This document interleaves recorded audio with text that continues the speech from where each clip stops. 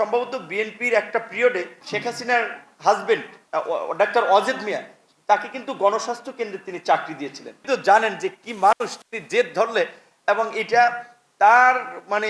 বিশেষ করে বিরুদ্ধে অনেক ক্ষেত্রে অ্যাকশন নিবে, সেটা ধরেন সব সরকারই এটা মানে একটু হিসাব করে যে তার বিরুদ্ধে কি ধরনের অ্যাকশন নিবে। এবং তিনি একদিকে দেখেন এই ফেসিবাদ হঠাতে যেমন ভূমিকা নিয়েছেন, আবার বিশেষ করে আপনারা জানেন কিনা আমি জানি না, সম্ভবত বিএনপির একটা পিরিয়ডে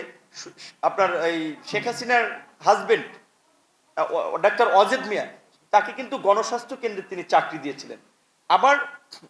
বিএনপির চেয়ারপারসন আমাদের সকলের শ্রদ্ধ নেত্রী বেগম খালেদা জিয়ার চিকিৎসা নিয়ে কিন্তু ব্যাপক সরব ছিলেন, সবসময় বলেছিলেন চিকিৎসা পাওয়া মানুষের মৌলিক অধিকার, মানবাধিকার, এটা তাকে দিতে হবে। এমনকি মামুনুল হকের মতো ব্যক্তিদেরকেও যখন হেফাজতের মামলায় ভিতরে অ্যারেস্ট করা হলো, যখন রাজনীতিবিদরা অনেকে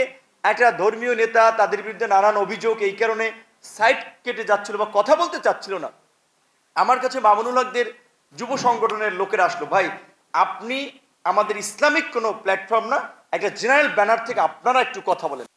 আমি থেকে বুদ্ধি দিলাম, দেখেন আপনারা যদি খেলাফত মজলিসের ব্যানারে প্রোগ্রাম করেন, ইসলামিক কোনো ব্যানারে করেন, ওইটা আমাদের জন্য একটু যাওয়া ওই সিচুয়েশনে উচিত হবে না। তাহলে আমরা একটা জেনারেল ব্যানার ক্রিয়েট করি, ওইখান থেকে কথা আমরাই বলবো, যা বলার তাই বলবো। তখন কি গণ মতামত কেন্দ্র নামে একটা প্রোগ্রাম করার জন্য একটা প্রোগ্রাম, আমি বললাম এইখানে আমি তো কথা বলবো, এখানে জাফরুল্লাহ চৌধুরীকে প্রধান অতিথি করেন, মান্না ভাই সিনিয়র মানুষ কথা বলে তাকে দাওয়াত করেন, এবং